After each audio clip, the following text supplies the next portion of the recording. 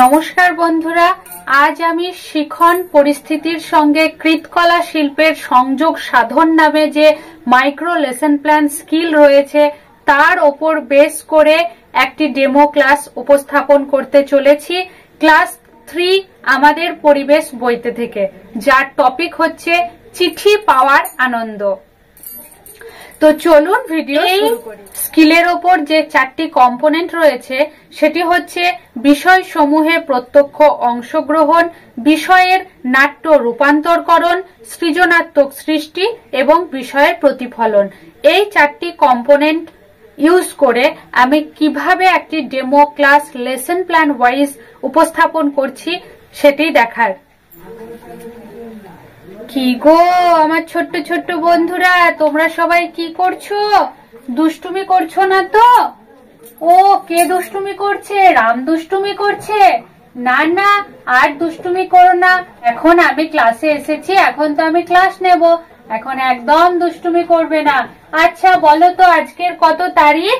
হ্যাঁ বাহ, তোমরা তো দেখছি বেশ ক্যালেন্ডার দেখে এসেছো। আচ্ছা, তোমাদের আমি একটি প্রশ্ন জিজ্ঞেস করছি, কে কে সঠিক উত্তর দিতে পারো দেখি তো? হাত তোলো, কে উত্তর দেবে? হ্যাঁ শ্যাম, তুমি বলো তো, যে তুমি তো বড় হয়েছো, এখন তুমি যখন কোথাও যাবে তখন তোমাকে যদি কেউ জিজ্ঞেস করে বাবু তুমি কোথা থেকে এসেছো, তাহলে তোমার কি পরিচয় দেবে? হ্যাঁ বলো। ও হ্যাঁ হ্যাঁ, গ্রামের নাম, তারপর পোস্ট, হ্যাঁ তারপর থানা, তারপর জেলা, তারপর পিনকোড। বাহ, খুব ভালো উত্তর দিয়েছো। এখন তোমাদেরকে আমি একটি প্রশ্ন করছি, এই প্রশ্নের উত্তর কে কে দেবে একটু হাত তোলো তো। যে এখানে যে পিনকোড কথাটি উচ্চারণ করলো এবং কিছু ডিজিট বললো, 6 সংখ্যার যে ডিজিট বললো, এই পিনকোড কি? ও, তুমি জানো না, কিন্তু মা মুখস্থ করিয়ে দিয়েছে। বেশ, খুব ভালো এবং সৎ উত্তর দিয়েছো। আচ্ছা আচ্ছা, তো এই বিষয় না তোমাদেরকে আমি আজ একটু ক্লিয়ার ভাবে বুঝিয়ে দেবো, বুঝেছো তো? এটি জানতে তোমরা একটু শান্ত হয়ে বসো তো দেখি। আজকে একটি ভীষণ ইন্টারেস্টিং গল্প বলবো এবং গল্পের মধ্য দিয়ে আজ আমরা ক্লাস করব। প্রত্যেক দিন তো বই নিয়ে আমরা ক্লাস করি, আমাদের ভাল লাগে না। আজ আমরা গল্পের মধ্য দিয়ে ক্লাস করি, চলো। জানো তো, রবীন্দ্রনাথ ঠাকুর বলে এক ব্যক্তি আছে, তোমরা তাকে কোথায় দেখেছো?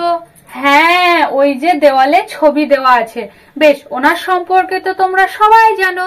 তো সেই রবীন্দ্রনাথ ঠাকুর একদা তার যে বাড়ি কলকাতার জোড়াসাঁকোর ঠাকুর পরিবার, সেখান থেকে তিনি কোথায় যাচ্ছেন? একদা ঘুরতে যাচ্ছেন। ঘুরতে যেতে পথে এক ব্যক্তির সঙ্গে তার আলাপ হলো এবং তাকে জিজ্ঞেস করলেন যে দাদা ভাই, এই ঠিকানাটি কোথায় বলুন তো? আমি এই ব্যক্তির নামের পরিচয়ের এই ঠিকানায় যেতে চাইছি।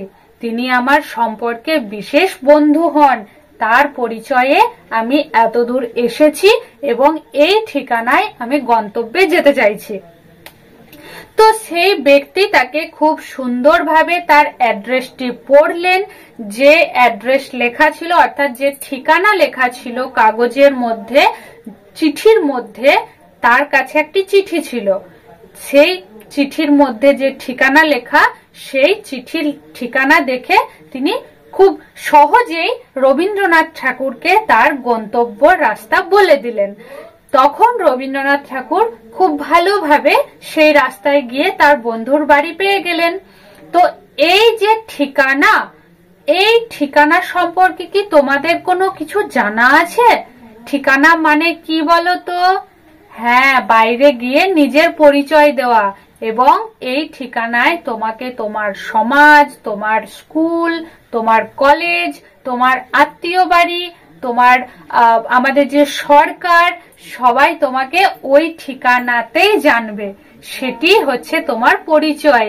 বাহ, খুব ভালো বলেছো, খুব ভালো বলেছো। তোমাকে এইভাবে কে শিখিয়েছেন? তোমার মা শিখিয়েছেন? বাহ, খুব ভালো শিখিয়েছেন তোমাকে। তাহলে তোমরাও কম বেশি বুঝতে পেরেছো যে তোমরা যে ঠিকানাগুলো মুখস্থ করেছো, নিজের নাম, বাবার নাম, ঠিকানা, পিনকোড, পোস্ট, এর মধ্যে জানো তো পোস্ট কথাটা কি? ঠিক আছে, আমি বলে দিচ্ছি, তোমরা মন দিয়ে শোনো। এর মধ্যে পোস্ট অফিস হচ্ছে একটি ঠিকানা, পোস্ট অফিস হচ্ছে একটি সরকারি দপ্তর, যেখানে আমাদের সরকার তরফ থেকে বা বিদেশ থেকে বা অন্য কোনো দূর ব্যক্তির থেকে কোনো চিঠিপত্র এসে বা কোনো দরকারি ডকুমেন্ট এসে জমা হয়। সেখান থেকে আমাদের যিনি পোস্টমাস্টার রয়েছেন অর্থাৎ পিয়ন বাবু রয়েছেন, তিনি কি করেন, তার এলাকার মধ্যে ওই যে 6 ডিজিটের পিনকোড বলা হলো, সেই পিনকোডের মধ্যে যে এলাকাগুলো রয়েছে, সেই এলাকার, সেই গ্রামের, সেই পাড়ার, সেই ফ্ল্যাটের, সেই ব্যক্তির কাছেই নাম ঠিকানা নিয়ে সেই ব্যক্তির কাছে দরকারি কাগজপত্র পৌঁছে দেন। বোঝা গেল? তো এই বিষয়ে আরো বিস্তারিত জানতে গেলে আমাদেরকে একটি পাঠ পড়তে হবে। সেই পাঠের নাম কি তোমরা জানো?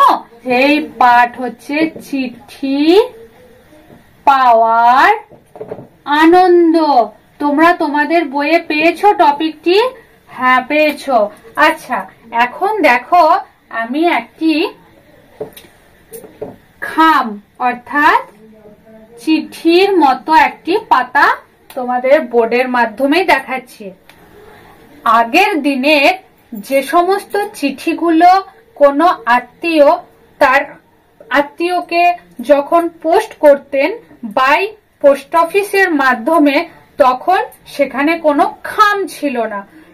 কিন্তু বর্তমানে যে সমস্ত চিঠিপত্র আদান প্রদান করা হয় এবং যে সমস্ত সরকারি চিঠিপত্রগুলো আসে, সেগুলি সমস্তটা একটি সুন্দর খামের মধ্যে মোড়া থাকে।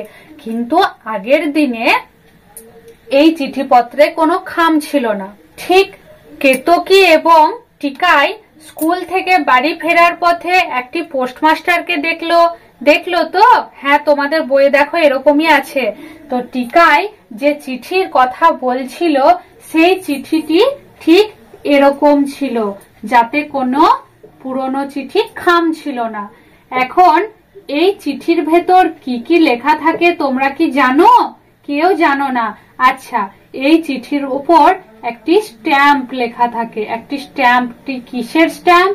আমাদের যে সরকারি চিহ্ন, সেই সরকারি চিহ্নের একটি স্ট্যাম্প লেখা থাকে, যেখানে কি থাকে? অশোক স্তম্ভ। হ্যাঁ, তোমরা এই বিষয়ে জানো তো? আচ্ছা, বেশ, তোমাদের এই বিষয়ে আমি অন্য একদিন ডিটেলস ক্লাস নিয়ে আসবো। তো তারপর যিনি পাঠিয়েছেন তার ঠিকানা থাকবে এবং যাকে পাঠিয়েছেন তার একটি ঠিকানা থাকবে। ধরে নাও রাম তার বন্ধু শ্যামকে একটি চিঠি পাঠাচ্ছে। তো চিঠির ওপরের পৃষ্ঠায় ঠিক এরকম ভাবে কি থাকবে? ঠিকানা থাকবে, এবং চিঠির যে উল্টো পিঠ, সেখানে চিঠির বিষয়বস্তু অর্থাৎ কি কারণে চিঠি লেখা হয়েছে তার কারণ থাকবে। তো চিঠির বাম দিকে থাকবে যিনি প্রেরক। কি বললাম? প্রেরক। প্রেরক কথার অর্থ যিনি পাঠিয়েছেন। এখন যার প্রতি পাঠিয়েছেন তাকে বলা হচ্ছে প্রতি।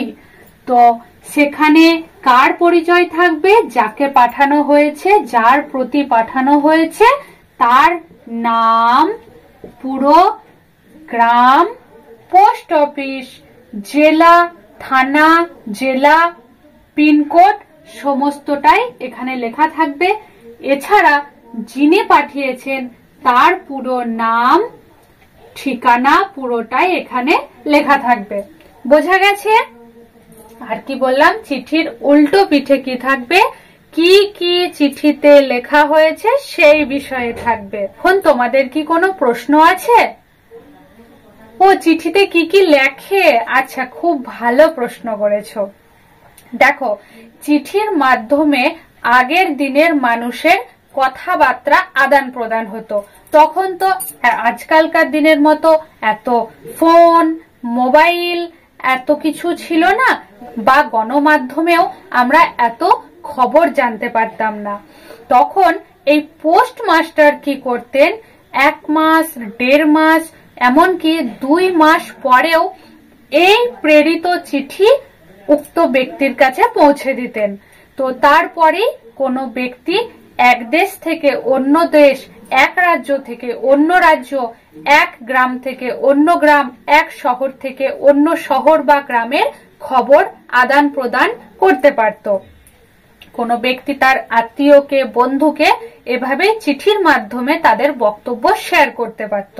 তারপর তাদের যখন দেখা হতো তখন তারা নিজেরা কথা বলতো, কিন্তু দূরে থাকা অবস্থায় এই চিঠির মাধ্যমেই তাদের কথা আদান প্রদান করত এবং পোস্টমাস্টার সেই সমস্ত চিঠিগুলো কালেক্ট করে প্রত্যেক ব্যক্তির কাছে পৌঁছে দিতেন। তো এই হচ্ছে চিঠির বিষয়বস্তু।